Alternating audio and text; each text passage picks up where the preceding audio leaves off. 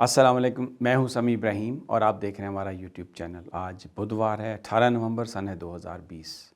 وزیراعظم پاکستان نے آج اپوزیشن کو باضابطہ طور پر مذاکرات کی دعوت دی ہے، گفتگو کی دعوت دی ہے، اور یہ گفتگو انہوں نے کہا ہے کہ الیکٹرانک ووٹنگ سسٹم کو انٹروڈیوس کروانے کے لیے، اور جو اوورسیز پاکستانی ہیں ان کو ووٹ دینے کے لیے، اور پھر سینٹ کے انتخابات میں کرپشن کو روکنے کے لیے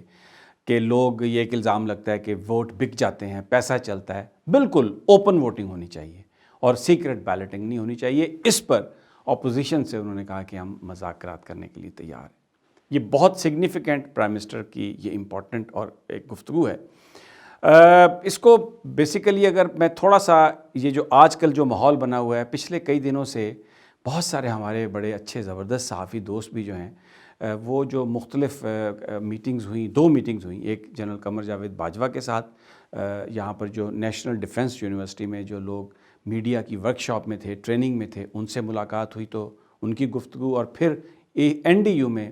جو دوسری ملاقات تھی وہ DGISI جنرل فیاض حمید سے تھی۔ اس میں وہ کورس کے شرکاء بھی تھے اور کچھ اور بھی صحافیوں کو اس میں مدعو کیا گیا تھا۔ میں اس پر ایک ویلاگ بھی کر چکا ہوں، میں بھی وہاں پر موجود تھا، گفتگو میرے سامنے ہوئی۔ وہاں پر جو گفتگو ہوئی تھی وہ جو ویریس اسٹیک ہولڈرز ہیں ان کے درمیان گفتگو ٹو امپروو دا سسٹم، ایک ڈائلاگ جس میں آپ گورننس کو بہتر بنائیں، جس میں آپ جو مسائل ہیں پاکستان کے مختلف اداروں کے ان کو حل کرنے کے لیے تجاویز لے کے آئیں اور ایک کنسنسس ڈیولپ کر کے ان میں ترمیم کریں۔ اس کے لیے جو ڈائلاگ تھا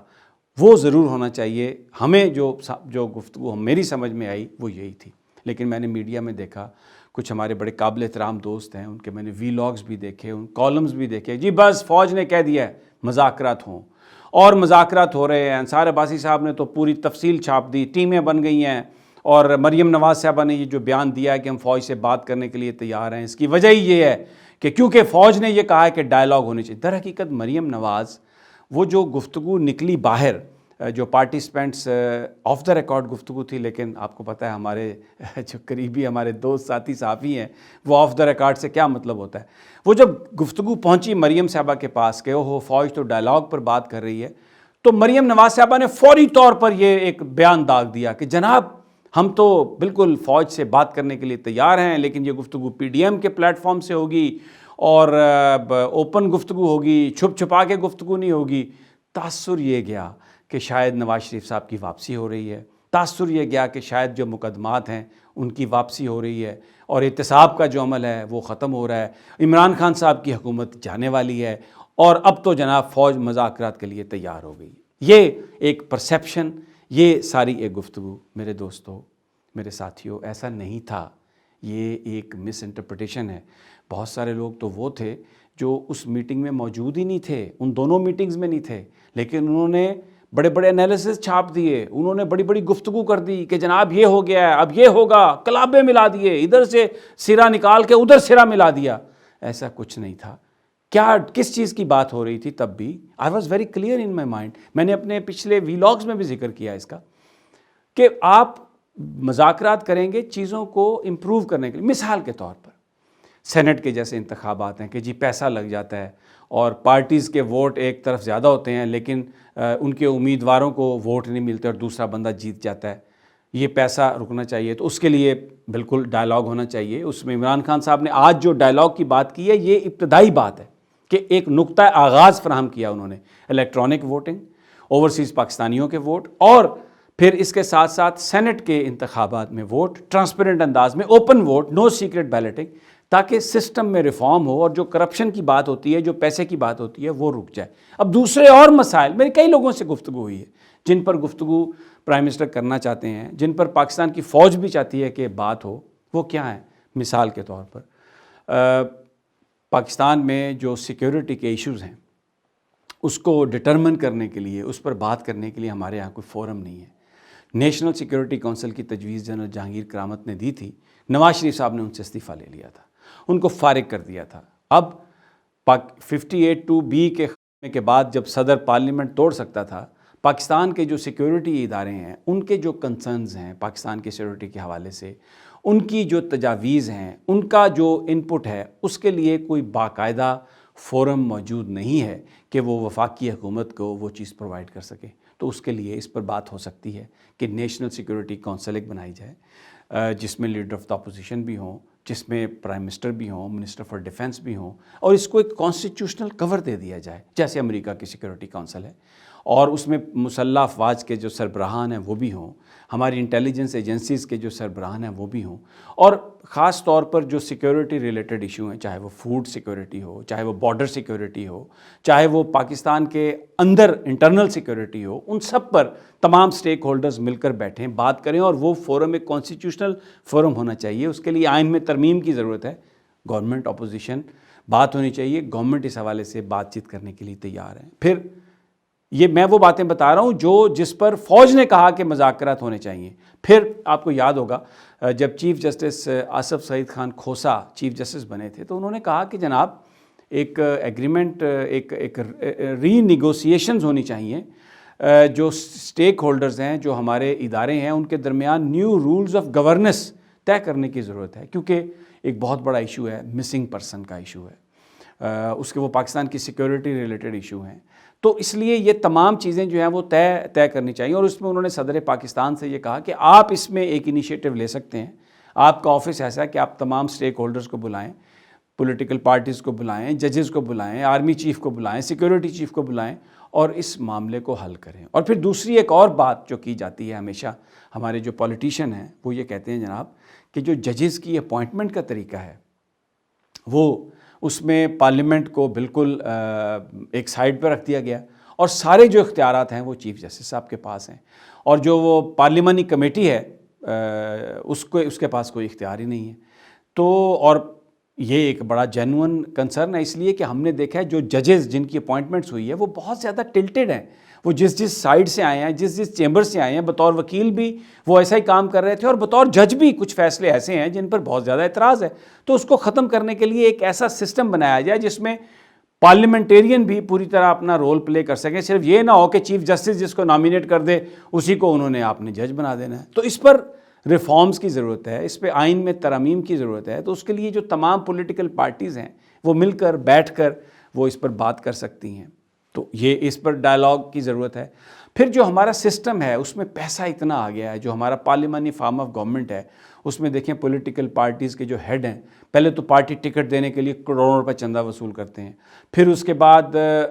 وہ اپنی جس طرح پھر کابینہ بنائی جاتی ہے، یا پھر جس طرح یہ طے کر دیا گیا آئین میں کہ نو کانفیڈنس ووٹ آپ نہیں دیں گے اپنی پارٹی کے لیڈر کے خلاف، تو ایک سیولین ڈکٹیٹرشپ قائم کر دی گئی ہے۔ اب نواز شریف صاحب فوج کو گالی نکال رہے ہیں، بہت سارے لوگ جو ایم این ایز ہیں، ایم پی ایز ہیں مسلم لیگ نون کے، وہ یہ نہیں چاہتے کہ اداروں کے خلاف ایسی زبان استعمال کی جائے، لیکن 18th امینڈمنٹ نے ان کو پابند کر دیا کہ آپ اپنے لیڈر کے پیچھے ہی کھڑے ہوں گے۔ تو یہ ایسے معاملات ہیں جن پر پاکستان میں جن پر گفتگو کی ضرورت ہے۔ پھر سینٹ کو فائنینشیل اختیارات دینے کی ضرورت ہے، ابھی ان کے پاس نہیں ہے۔ پھر ایک یہ بھی تجویز ہے کہ پریزیڈنشیل فارم آف گورنمنٹ لائی جا سکتی ہے یا نہیں، اس کے لیے صوبوں کو تقسیم کرنا پڑے گا، تاکہ ایک بڑا صوبہ ہے پنجاب، اس کی 60% پاپولیشن ہے اس میں، تو پھر وہ ایک احساس محرومی دوسرے صوبوں میں آ جاتا ہے کہ جناب یہ جو بڑا صوبہ ہے اس کا بندہ حکمران بن جائے گا۔ تو اگر ہم چھوٹے ایڈمنسٹریٹو یونٹ بنا دیں،